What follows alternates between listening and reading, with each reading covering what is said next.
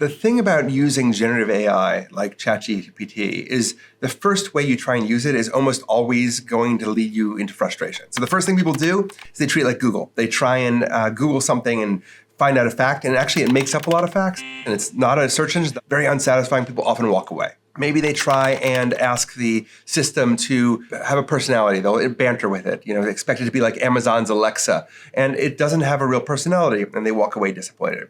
Maybe after that, they start trying something maybe related to their job. Maybe they ask for something really specific, and they get like a paragraph that's okay, but not very good, and they're kind of like disappointed. Maybe they walk away then.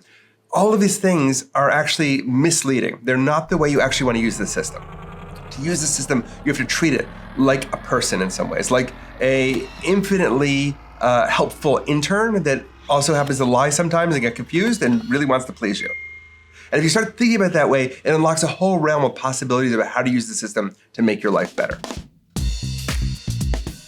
So what can this thing do for you? Let's do a couple examples. Let's say we want to do some market research. Common thing to do is let's just tell it, look up the market for running shoes.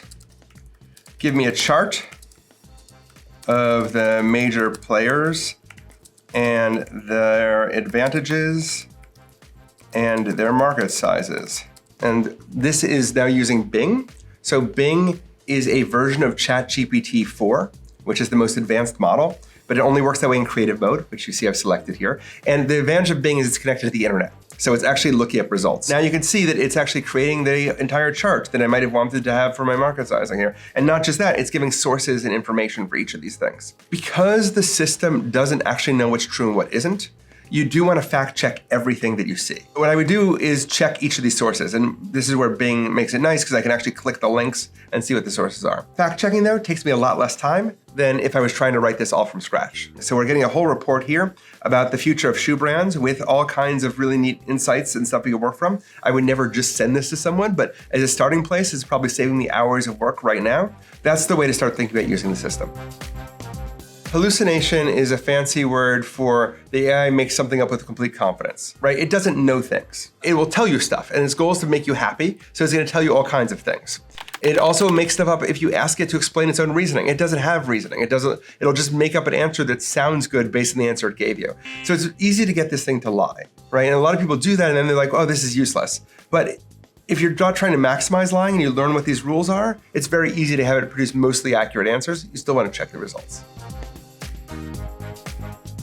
So there's a mindset you want to have when you're working with these generative AI systems. And that mindset is based around the idea that it's an interaction. You brought an alien mind to the table. How are we going to interact with that alien mind to get the most results out of it? All right, so let's say we want to make an argument on behalf of continuing a hybrid work policy at our workplace.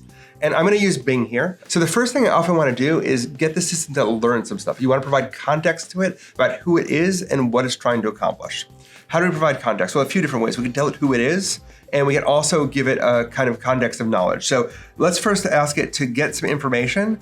Look up why hybrid work is good and the arguments for hybrid work. We're kind of seeding it with context that we want it to understand. Now, the next thing I'm going to do is give it a persona. I'm going to say who it is. So I'm going to say, you are the manager at a Fortune 500 company, and you want to write a memo to the senior leadership team about why hybrid work is good.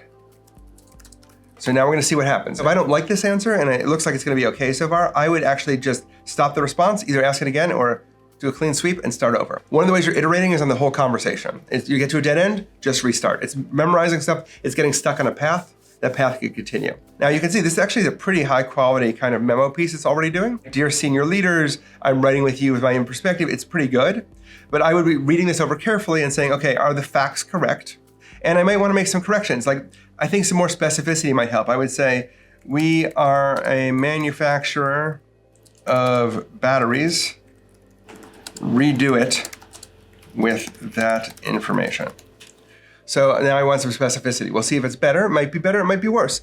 The point is, it's almost costless for me to do this. Well, if I sat down to write a memo to senior management, it would take forever. Even if I don't use a single bit of the text here, right?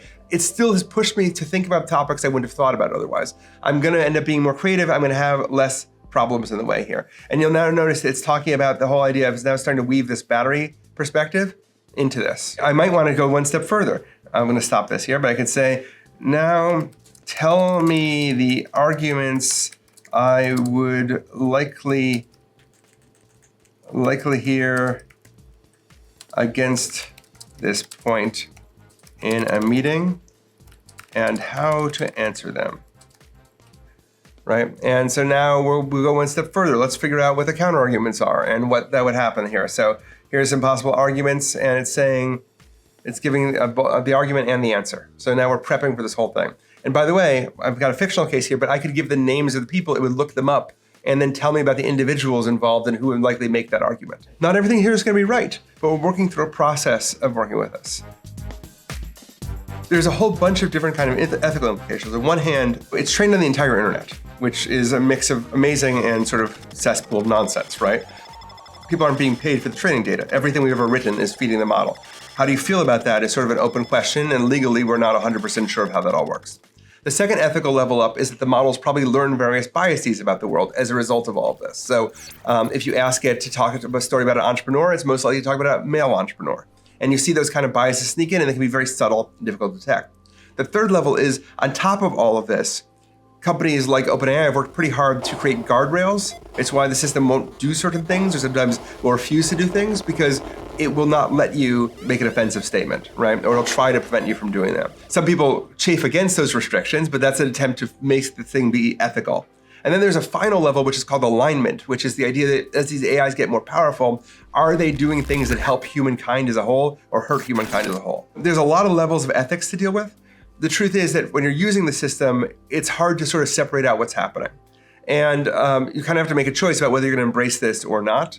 But there's a lot of complex ethical discussions happening. So let's like create a product. Let's do a watch. We want to create a new watch. So let's say the first thing, Bing, look up the trends in mechanical watches for 2023 and list some. So it'll do that for us now. So again, I'm giving context. Because the process has a lot of randomness, by asking the AI to go step by step, and you can even just say, step 1, do this, step 2, do this, step 3, do that. That is the most effective way to prompt. So it's talking about some watches that fit various trends. So we could say, create personas for 5 different buyers of watches. Make a table describing them and what they are looking for. But now you can see we've got Beth, Carol, Dana, and Eric, and their budget for watches and their motivations. Let's say, conduct a focus group with people in the Carol category. And again, we're taking it step by step. And the Carols like this one better. I like that it's a collective set of Carols that are working on this problem.